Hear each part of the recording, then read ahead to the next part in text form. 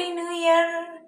എല്ലാവരും പുതുവർഷത്തെ വരവേൽക്കാൻ വേണ്ടിയിട്ട് വെയിറ്റ് ചെയ്തിരിക്കുകയാണ്. 2025 ഏതാനും മണിക്കൂറുകളോട് കഴിഞ്ഞിട്ടുണ്ടെങ്കിൽ 2025 അവസാനിച്ചു. 2026 എന്ന് പറഞ്ഞ പുതിയ വർഷം പുതിയ കാര്യങ്ങളുമായിട്ട്, പുതിയ ലൈഫുമായിട്ട്, പുതിയ ദിവസങ്ങളുമായിട്ട്, പുതിയ ഇൻസിഡൻസ് ഒക്കെ ഹാപ്പൻ ചെയ്യാൻ വേണ്ടിയിട്ട് എല്ലാവരും വെയിറ്റ് ചെയ്തിരിക്കുകയാണ് അല്ലെ? ഈ ഞാനടക്കം. അതെ, ഈ ഒരു കാര്യങ്ങളെല്ലാം ഇനി നമ്മുടെ ലൈഫിൽ മുന്നോട്ടിൽ 2026 എന്താണ് സംഭവിക്കാൻ പോകുന്നത് എന്ന് മുൻപേ അറിഞ്ഞാല് ലൈഫിലും ത്രില്ലിംഗ് ആയിട്ടുള്ള കാര്യങ്ങളൊന്നും തന്നെ ഉണ്ടാവില്ല. ശരിയല്ലേ?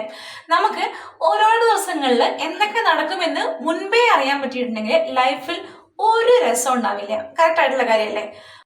പക്ഷെ നമ്മുടെ ജീവിതത്തിൽ നമ്മുടെ മുന്നോട്ടുള്ള ദിവസങ്ങളിൽ എന്തൊക്കെയാണ് നടക്കാൻ പോകുന്നത് എന്ന് അറിയുന്ന, അതായത് പ്രവചിക്കാൻ കഴിയുന്ന ആളുകളും നമ്മുടെ സമൂഹത്തിൽ ജീവിച്ചിരുന്നിട്ടുണ്ടായിരുന്നു.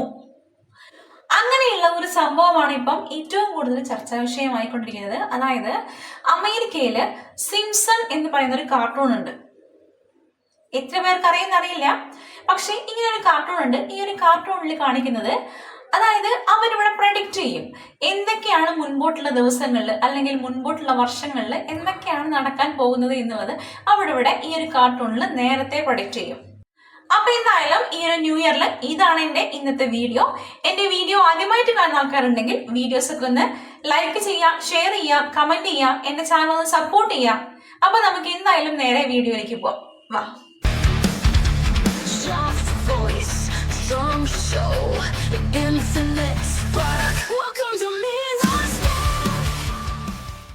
സിംസൺ എന്ന് പറയുന്ന ഈ ഒരു കാർട്ടൂണില് ലോകത്ത് എന്തൊക്കെയാണ് മുൻകൂട്ടി നടക്കാൻ പോകുന്നത്, അതായത് വരും വർഷങ്ങളിൽ എന്തൊക്കെയാണ് നടക്കാൻ പോകുന്നത് എന്ന് മുൻകൂട്ടി ഇവർ കാണിച്ചിട്ടുണ്ടാകും. ഇതിൽ ഡൊണാൾഡ് ട്രംപ് അമേരിക്കയുടെ പ്രസിഡന്റ് ആകുമെന്ന് പ്രൊഡിക്റ്റ് ചെയ്തിട്ടുണ്ടായിരുന്നു. നമ്മളെല്ലാവരും സ്മാർട്ട് വാച്ച് യൂസ് ചെയ്യും എന്നുള്ള കാര്യം പ്രൊഡിക്റ്റ് ചെയ്തിട്ടുണ്ടായിരുന്നു. നമ്മൾ സ്മാർട്ട് ഫോണിലും മറ്റും ടെക്സ്റ്റ് ചെയ്യുമ്പോൾ, മെസ്സേജ് ചെയ്യുമ്പോൾ അവിടെ ഓട്ടോ കറക്ഷൻ എന്നുള്ള കാര്യം വരും എന്നുള്ള കാര്യവും ഒരുപാട് വർഷങ്ങൾക്ക് മുമ്പ് തന്നെ പ്രൊഡിക്റ്റ് ചെയ്തിട്ടുണ്ടായിരുന്നു. അതും നമ്മുടെ ജീവിതത്തിൽ ഇപ്പൊ വന്നു കഴിഞ്ഞിട്ടുണ്ട്. അതുപോലെ തന്നെ നമ്മളായിട്ടുള്ള സാധാരണ വ്യക്തികളുടെ ജീവിതത്തിലെ വീഡിയോ കോള് ഏറ്റവും സാധാരണയായിട്ട് നടക്കുന്ന ഒരു കാര്യമായി മാറുമെന്നും പല ഡീക്കേഡ്സിന് മുമ്പേ തന്നെ പ്രൊഡിക്റ്റ് ചെയ്തിട്ടുണ്ടായിരുന്നു. ഈ ഒരു പ്രൊഡിക്ഷൻസ് ഒക്കെ നമ്മുടെ ജീവിതത്തില്, അതായത് നമ്മുടെ സമൂഹത്തില്, ലോകത്തില് ഓൾറെഡി സംഭവിച്ചു കഴിഞ്ഞിട്ടുള്ള കാര്യങ്ങളാണ്. അതുപോലെ തന്നെ 2026 എന്തൊക്കെയാണ് നടക്കാൻ പോകുന്നത് എന്നുള്ളത് ഈ ഒരു സിംസൺ എന്ന് പറയുന്ന ഈ ഒരു കാർട്ടൂണിൽ ഓൾറെഡി പ്രവചിച്ചിട്ടുണ്ട്. നമുക്ക് എന്തായാലും അതൊന്ന് കണ്ടു നോക്കാം. ഒരു എക്സൈറ്റിംഗ് ആയിട്ടുള്ള കാര്യം തന്നെയല്ലേ? അതായത് എന്തൊക്കെയാണ് നമ്മുടെ വരും ദിവസങ്ങളിൽ, ഈ ഒരു വർഷത്തില്, ഈ ഒരു 365 ദിവസത്തിനുള്ളിൽ നടക്കാൻ പോകുന്നത് എന്ന് നമുക്കൊന്ന് നോക്കിയിട്ട് വരാം അല്ലെ? ഇതിൽ ഫസ്റ്റ് വരുന്ന കാര്യമാണ് ഫ്യൂച്ചർ ഓഫ് ഫ്ലൈയിങ് കാർസ്. അതായത് ഇനി അങ്ങോട്ട് നമ്മുടെ ജീവിതത്തിലെ നിലത്തുകൂടി ഓടുന്ന വണ്ടികളായിരിക്കില്ല, ഫ്ലൈ ചെയ്യുന്ന, അതായത് പറന്നു നടക്കുന്ന കാറുകളും മറ്റുമായിരിക്കും. നമുക്ക് ഓട്ടോ പിടിക്കുന്ന ലാഘവത്തോടെ നമുക്കിവിടെ പറന്നു നടക്കുന്ന കാറുകളിലൊക്കെ നമുക്ക് സഞ്ചരിക്കാൻ പറ്റുമെന്നാണ് പറയുന്നത്. അത് ഏകദേശം നടക്കാൻ ചാൻസ് ഉള്ള കാര്യം തന്നെയാണ്. കാരണം കൊറോണ കഴിഞ്ഞതിന്റെ പിന്നാലെയാണ് ഇലക്ട്രിക് വെഹിക്കിൾസ് ഒക്കെ വന്നു തുടങ്ങിയത്. ഇപ്പം അത് ഏകദേശം എല്ലാ കാര്യങ്ങളിലും ഇലക്ട്രിക് വെഹിക്കിൾസ് യൂസ് ചെയ്യുന്നത് നമുക്ക് കാണാൻ പറ്റുന്നുണ്ട്. അതുപോലെ തന്നെ ഇനി ഫ്യൂച്ചറിൽ ഫ്ലൈയിങ് കാർസ് വരുമെന്നാണ് ഇവിടെ സിംസൺസ് പ്രഡിക്റ്റ് ചെയ്തിട്ടുള്ളത്. നമുക്ക് എന്തായാലും വെയിറ്റ് ചെയ്തിരിക്കാം ഇങ്ങനൊരു സംഭവം എല്ലായിടത്തും വരുമോ എന്നുള്ളത് അല്ലെ? ഇതിൽ രണ്ടാമതായിട്ട് പറയുന്നതാണ് ഹ്യൂമൻസ് ലിവിംഗ് ഓൺ മാർസ്. അതായത് മാർസ് എന്ന് പറയുന്ന ആ ഒരു ഗ്രഹത്തില് മനുഷ്യൻ വസിക്കും എന്നാണ് ഇവിടെ പറഞ്ഞു വരുന്നത്. ഇലോൺ മസ്ക് ചത്ത് കിടന്ന് പണിയെടുക്കുകയാണ്, ഞാൻ ചാവുന്നത് മാർസിലായിരിക്കണം എന്ന് പറഞ്ഞിട്ട്. അതുകൊണ്ട് തന്നെ ഈ ഒരു പ്രൊഡക്ഷനെ ബേസ് ചെയ്തുകൊണ്ട് ഇലോൺ മസ്കിന്റെ പ്രയത്നം എന്തായാലും വിഫലമായി പോകില്ല എന്ന് നമുക്ക് വിചാരിക്കാം. പിന്നീട് മൂന്നാമതായിട്ട് വരുന്നതാണ് ഈ ഒരു റോബോട്ടിക് ഹോംസ്. അതായത് റോബോട്ട് വീടുകളിലെ ചെറിയ ചെറിയ ജോലികളെല്ലാം ചെയ്യാൻ വേണ്ടിയിട്ട് റോബോട്ട്സിനെ കൊണ്ടുവരാൻ പറ്റുന്നുള്ളത്. അതായത് നമുക്കിപ്പം എല്ലാം തന്നെ മെഷീൻസ് ആണ് വീടുകളിലെല്ലാം പണികളും കാര്യങ്ങളൊക്കെ ചെയ്യുന്നത്. പക്ഷെ അത് നമ്മൾ സ്വിച്ച് ഇട്ട് കൊടുക്കണം. ആ ഒരു സ്വിച്ച് ഇടാൻ പോലും നമ്മൾ അനിയനെയോ അനിയത്തിനെയോ അമ്മയുടെയോ അച്ഛനെയോ ഒന്നും കാല് പിടിക്കേണ്ട ആവശ്യമില്ല. നിനക്ക് എന്ത് ജോലിയാണോ ചെയ്യേണ്ടത് അത് നീ റോബോട്ടിനോട് ഓർഡർ കൊടുക്കുക, റോബോട്ട് അത് സിമ്പിൾ ആയിട്ട് ചെയ്തു തരും. അങ്ങനെയുള്ള ഒരു ഫ്യൂച്ചറാണ് ഇനി നമുക്ക് മുന്നിലേക്ക് വരാൻ പോകുന്നത് എന്നാണ് ഇവിടെ സിംസൺസിൽ പറയുന്നത്. പിന്നെ നാലാമതായിട്ട് പറയുന്നത് ഹ്യൂമൻ ഫ്രീസിങ്. അതായത് മരിച്ചു പോയിട്ടുള്ള ഒരു വ്യക്തിയുടെ ശരീരം അവര് ഫ്രീസ് ചെയ്ത് വെക്കും. അത്ര മനോഹരമായിട്ട് അവര് ഫ്രീസ് ചെയ്ത് വെക്കും. ഒരു കേടുപാടും കൂടാതെ ഡെഡ് ബോഡീസ് അവർ ഫ്രീസ് ചെയ്ത് വെക്കും. എന്തിനു വേണ്ടിയിട്ടാണ്? കുറച്ചധികം വർഷങ്ങൾ മുന്നോട്ട് പോകുമ്പോൾ ഇവിടെ ഡെഡ് ബോഡി, അതായത് മരിച്ചു പോയിട്ടുള്ള ഒരു വ്യക്തിക്ക് ജീവൻ കൊടുക്കാനുള്ള സാങ്കേതിക വിദ്യകളെല്ലാം വേണ്ടി എല്ലാം പുറത്തു വരാനുള്ള, അതായത് കണ്ടുപിടിക്കാനുള്ള ചാൻസ് ഉണ്ട് എന്നാണ് ലോകം ഇപ്പൊ പറയുന്നത്. അതുകൊണ്ട് തന്നെ അതിനു വേണ്ടിയിട്ട് അന്നത്തെ കാലത്ത് ഏറ്റവും, അതായത് ഒരുപാട് കാര്യങ്ങളൊക്കെ ചെയ്തിട്ടുള്ള ആളുകൾ, വലിയ വലിയ ആളുകൾ മരിച്ചു കഴിഞ്ഞിട്ടുണ്ടെങ്കിൽ ലോകത്തിന് തന്നെ നഷ്ടം എന്നുള്ള രീതിയിലൊക്കെ വരുന്ന ആളുകളെ ഫ്രീസ് ചെയ്ത് വെക്കും. അവരെ നമുക്ക് ഫ്യൂച്ചറിൽ വീണ്ടും ജീവിപ്പിച്ചെടുക്കാൻ പറ്റുമെന്നാണ് ഇവിടെ പറയുന്നത്. അഞ്ചാമതായിട്ട് പറയുന്നതാണ് അണ്ടർ വാട്ടർ സിറ്റീസ്. ഇപ്പൊ നമുക്ക് കാണാൻ പറ്റും, നമ്മള് എന്താ പറയാ, സ്പേസിൽ ഒരു സ്ഥലം നോക്കാൻ വേണ്ടി പോകുന്നുണ്ട്, മൗണ്ടെയിൻസിൽ ജീവിക്കുന്നുണ്ട്, അതുപോലെ എയറിൽ വേണമെങ്കിൽ അവിടെ വരെ നമ്മൾ അത്യാവശ്യം ജീവിക്കാനുള്ള ഓരോരോ കാര്യങ്ങളൊക്കെ ചെയ്തുകൊണ്ടിരിക്കുകയാണ്. അതുപോലെ തന്നെ അതൊന്നും മതിയാവാഞ്ഞിട്ട് അടുത്തതായിട്ട് ഹ്യൂമൻസ് കണ്ടുപിടിക്കാൻ പോകുന്നതാണ് അണ്ടർ വാട്ടർ സിറ്റീസ്. ഐലൻഡ്സ് ഒന്നും പോരാഞ്ഞിട്ട് ഇനി വെള്ളത്തിനടിയിലാണ് ജീവിക്കാനായിട്ട് പോകുന്നത്. അതിനു വേണ്ടിയിട്ട് ഓരോരോ കാര്യങ്ങളൊക്കെ ചെയ്തുകൊണ്ടിരിക്കുകയാണ് ശാസ്ത്രലോകം. അടുത്തതായിട്ടാണ് ഹ്യൂമൻ ടെലിപോർട്ടേഷൻ. അതായത് അതിവേഗത്തില് മനുഷ്യന് ഒരിടത്ത് നിന്ന് മറ്റൊരിടത്തേക്ക് അതിവേഗമായിട്ട് സഞ്ചരിക്കാൻ പറ്റുന്ന സാങ്കേതിക വിദ്യയും കണ്ടുപിടിക്കുമെന്നാണ് ഇവിടെ സിംസൺസ് എന്ന് പറയുന്ന ഈ കാർട്ടൂണിൽ പ്രവചിച്ചു വെച്ചിരിക്കുന്നത്. അതിനുവേണ്ടി നമുക്കിവിടെ വെയിറ്റ് ചെയ്തിരിക്കാം.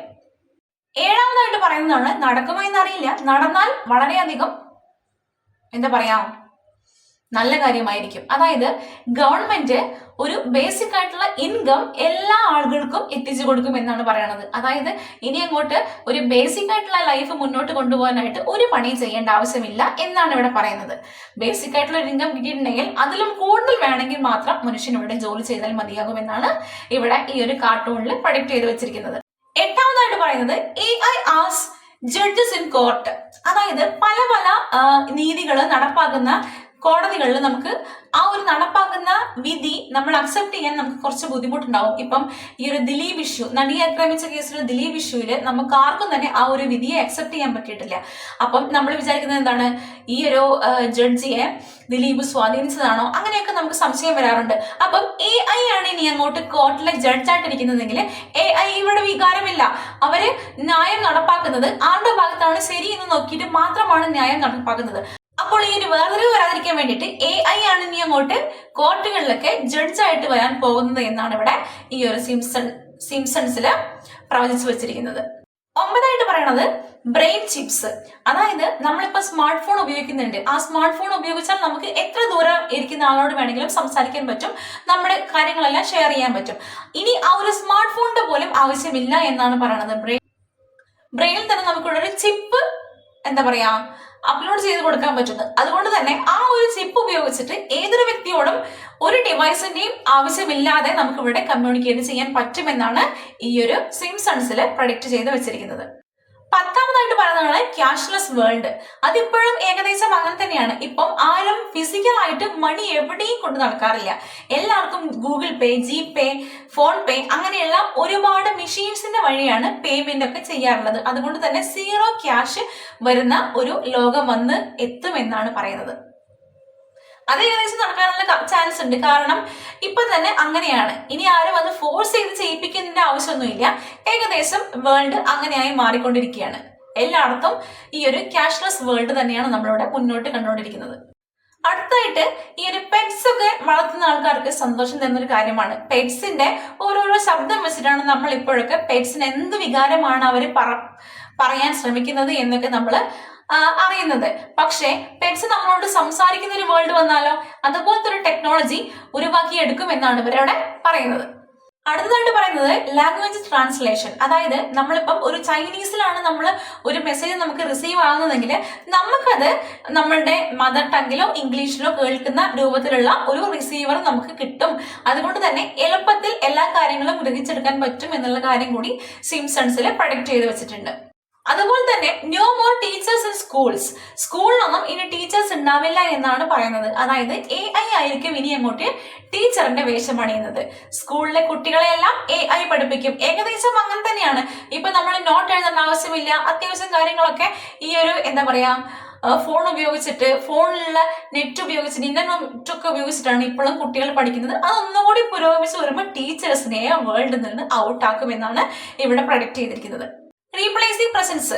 അതായത് നമ്മളിപ്പോ ഒരാളോട് ഒരു മെസ്സേജ് പാസ് ചെയ്യുകയാണെങ്കിൽ അയാൾ തന്നെ 360 ഡിഗ്രിയിൽ നമ്മുടെ മുമ്പിൽ നിന്ന് പറയുന്ന ഒരു പ്രസൻസിൽ നമുക്ക് ആ ഒരു മെസ്സേജ് റിസീവ് ആവും എന്നാണ് ഇവിടെ പ്രൊഡിക്റ്റ് ചെയ്ത് വെച്ചിരിക്കുന്നത്. അതും വന്നിട്ടുണ്ടെങ്കിൽ എന്ത് രസമായിരിക്കും അല്ലെ? എത്ര ദൂരം നിൽക്കുന്ന ആളെ വേണമെങ്കിൽ നമുക്ക് നമ്മുടെ മുമ്പിൽ നിന്ന് സംസാരിക്കുന്ന പോലെ ഒരു അനുഭൂതി നമുക്ക് കിട്ടുമെങ്കിൽ അത് ഏറ്റവും ബെസ്റ്റ് തന്നെയായിരിക്കും അല്ലെ? നെക്സ്റ്റ് പറയുന്നതാണ് മൂണിൽ ഒരു theme park. Moon theme park ഏകദേശം മാസില് ഒരു ജീവിക്കാനുള്ള സൗകര്യം ഇലോൺ മസ്ക് കിണഞ്ഞ് പരിശ്രമിക്കുന്നുണ്ട്. അപ്പം അത് വന്നിട്ടുണ്ടെങ്കിൽ എന്തായാലും മൂണിലെ ഈ ഒരു തീം പാർക്ക് എന്ന് പറയുന്നതൊന്നും അകലെ ആയിരിക്കില്ല. അതും നമ്മുടെ ജീവിതത്തിലേക്ക് ഏറ്റവും പെട്ടെന്ന് തന്നെ എത്തിപ്പെടാനുള്ള എല്ലാ കാഴ്ചകളും എല്ലാ സാഹചര്യങ്ങളും നമ്മൾ കാണുന്നുണ്ട്. ഇതും സിംപ്സൺസിൽ പ്രഡിക്റ്റ് ചെയ്തിട്ടുണ്ട്. ആയിട്ട് പറയുന്നതാണ് ക്ലോണിംഗ് പോസിബിലിറ്റീസ്. അതായത് ഇതുവരെ അതിന് ലീഗലായിട്ട് ഒരു വാല്യൂം കൊടുത്തിട്ടുണ്ടായിരുന്നില്ല. അതായത് ക്ലോണിംഗ് എന്ന് പറയുന്നത് അപകടമാണ്. അത് ക്ലോണിംഗ് ആയിട്ട് ഒരാൾ മുന്നോട്ട് വന്നിട്ടുണ്ടെങ്കിൽ ബാക്കിയുള്ള ഒറിജിനൽ പേഴ്സണാലിറ്റിക്ക് എന്താണ് വാല്യൂ എന്നുള്ള രീതിയിൽ അതുകൊണ്ട് തന്നെ ക്ലോണിങ്ങിന് ഗവൺമെന്റ് ഉത്തരവ് കൊടുത്തിട്ടുണ്ടാകുന്നില്ല, അത് ലീഗലാക്കിയിരുന്നില്ല. പക്ഷേ ക്ലോണിംഗ് ലീഗലായിട്ട് മുന്നോട്ട് വരാനുള്ള എല്ലാ ചാൻസുകളും ഉണ്ട് എന്നുള്ളത്. അതായത് അവർ മുന്നോട്ട് വയ്ക്കുന്ന ആശയം നല്ല രീതിയിൽ, അതായത് നമുക്ക് ഭൂമിക്ക് അല്ലെങ്കിൽ ലോകത്തിന് ഒഴിച്ചുകൂടാൻ പറ്റാത്തൊരു വ്യക്തി മരിച്ചിട്ടുണ്ടെങ്കിൽ ആ ഒരു വ്യക്തിയുടെ ക്ലോണിങ് എന്തുകൊണ്ട് ഒഴിവാക്കി അയാളെ വീണ്ടും അതിലൂടെ ജീവിപ്പിച്ചുകൂടാ എന്നുള്ള ഒരു ആശയത്തെയാണ് ഇവരിവിടെ മുന്നോട്ട് വയ്ക്കുന്നത് എന്നാണ് സിംപ്സൺസിൽ പറയുന്നത്. നെക്സ്റ്റ് ആണ് ഗവൺമെന്റ് മോണിറ്ററിംഗ്. അതായത് നമ്മളിപ്പം വേറൊരു രാജ്യത്തേക്ക് നമ്മൾ മൈഗ്രേറ്റ് ചെയ്യുകയാണെങ്കിൽ ആ രാജ്യത്ത് നമ്മളെ അക്സെപ്റ്റ് ചെയ്യണമെങ്കിൽ നമ്മൾ എന്തൊക്കെയാണ് മുൻപ് ചെയ്തിരുന്നത്, എന്തൊക്കെ കാര്യങ്ങളാണ് നമ്മൾ മുൻപ് ചെയ്തിരുന്നത്, ആരെയാണ് നമ്മൾ ഫോളോ ചെയ്തിരുന്നത്, ആരുടെ പാതയിലാണ് നമ്മൾ ജീവിച്ചിരുന്നത് എല്ലാം നമുക്ക് മനസ്സിലാക്കാൻ പറ്റും. അതായത് നമ്മൾ ഇപ്പൊ തന്നെ അങ്ങനെയാണ് നമ്മുടെ മുന്നോട്ടുള്ള വർഷങ്ങളിൽ, അതായത് പിന്നോട്ടുള്ള വർഷങ്ങളിൽ നമ്മൾ എന്തൊക്കെയാണ് ചെയ്തത് എന്നുള്ളത് നമ്മുടെ ഒരു സോഷ്യൽ മീഡിയ അക്കൗണ്ട് എടുത്ത് നോക്കിയിട്ടുണ്ടെങ്കിൽ നമ്മൾ എന്തൊക്കെയാണ് ചെയ്തതെന്ന് നമുക്ക് അറിയാൻ പറ്റും അല്ലെ? നെക്സ്റ്റ് പറയുന്നതാണ് സെൽഫ് ഡ്രൈവിംഗ് കാർസ് വരും എന്നുള്ളത്. അത് ഏകദേശം എല്ലായിടത്തും വന്നിട്ടുണ്ട്, പുറം രാജ്യങ്ങളിലൊക്കെ വന്നിട്ടുണ്ട്. അത് എല്ലാ രാജ്യങ്ങളിലും എത്തിപ്പെടുമെന്നാണ് പറയുന്നത് സെൽഫ് ഡ്രൈവിംഗ് കാർസ്. അതുപോലെ തന്നെ അവസാനമായിട്ടുള്ള കാര്യമാണ് ഹ്യൂമൻ ചൂസിങ് ബോഡി. അതായത് ഇപ്പൊ നമ്മൾ വയസ്സായിട്ട് ചുളിവും ചുക്കും ചുളിവും ഒക്കെ വന്നിട്ടുള്ള സ്കിന്നാണെങ്കിൽ ആ ഒരു വ്യക്തിക്ക് ആ ഒരു സ്കിന്ന് മാറ്റി വെക്കാൻ വരെയുള്ള ആ ഒരു ടെക്നോളജി രൂപപ്പെട്ടു വരുമെന്നാണ് ഇവിടെ സിംപ്സൺസിൽ പറഞ്ഞു വെക്കുന്നത്. അപ്പം എന്തായാലും ഈ ഒരു സംഭവങ്ങളിൽ എന്തൊക്കെയാണ് എനിക്ക് വരുമെന്ന് തോന്നുന്നുള്ള കാര്യങ്ങൾ ഞാൻ ഒന്നുകൂടി പറയാം. എനിക്ക് തോന്നിയിട്ടുള്ളത് സെൽഫ് ഡ്രൈവിംഗ് കാർസ് വരാം, ഇൻസ്റ്റന്റ് ലാംഗ്വേജ് ട്രാൻസ്പ്ലാന്റ് വരാം, പിന്നെ ക്യാഷ്ലെസ് വേൾഡ് എന്തായാലും വരും, AI ജഡ്ജ് വരാൻ ചാൻസ് ഉണ്ട്, റോബോട്ടിക് സർവീസ് വരാൻ ചാൻസ് ഉണ്ട്. ഇതൊക്കെയാണ് എനിക്ക് ഫ്യൂച്ചറിൽ വരുമെന്ന് തോന്നിയിട്ടുള്ള കാര്യങ്ങൾ. അതായത് ഈ ഒരു 2026 ഏകദേശം കയ്യത്തും ദൂരത്തും ഈ ഒരു സംഭവങ്ങളൊക്കെ നമ്മുടെ ജീവിതത്തിലേക്ക് കടന്നു വരുമെന്ന് തന്നെയാണ് എൻ്റെ ഒരു എന്താ പറയാ ഞാൻ നോക്കിയിട്ട് കാണുന്നത്. നിങ്ങൾക്ക് ഈ ഒരു പ്രഡിക്ഷൻസിൽ എന്തൊക്കെ 2026 നടക്കാൻ ചാൻസ് ഉണ്ട് എന്നാണ് തോന്നുന്നതെങ്കിൽ അതൊന്ന് കമന്റ് ആയിട്ട് രേഖപ്പെടുത്തുക. അതുപോലെ തന്നെ ഒരിക്കലും ഇതൊന്നും നടക്കരുത് എന്ന് വിചാരിക്കുന്ന കാര്യം കൂടി കമന്റ് ആയിട്ട് രേഖപ്പെടുത്തുക. അപ്പം എന്തായാലും പുതിയൊരു വീഡിയോ ആയിട്ട് നമ്മൾ വീണ്ടും കണ്ടുമുട്ടണമെങ്കിൽ എന്ത് ചെയ്യണം? എന്റെ ചാനൽ ഒന്ന് സബ്സ്ക്രൈബ് ചെയ്യണം, സപ്പോർട്ട് ചെയ്യണം, വീഡിയോസ് ഒക്കെ ഒന്ന് ലൈക്ക് ചെയ്യണം, കമന്റ് ചെയ്യണം, ഹൈപ്പ് ചെയ്യണം, എന്നെ ഒന്ന് സപ്പോർട്ട് ചെയ്യണം. അപ്പം എന്തായാലും നിങ്ങളുടെ മുന്നിലേക്ക് അടുത്തൊരു വീഡിയോ ആയിട്ട് ഞാൻ വീണ്ടും വരും. അതുവരേക്കും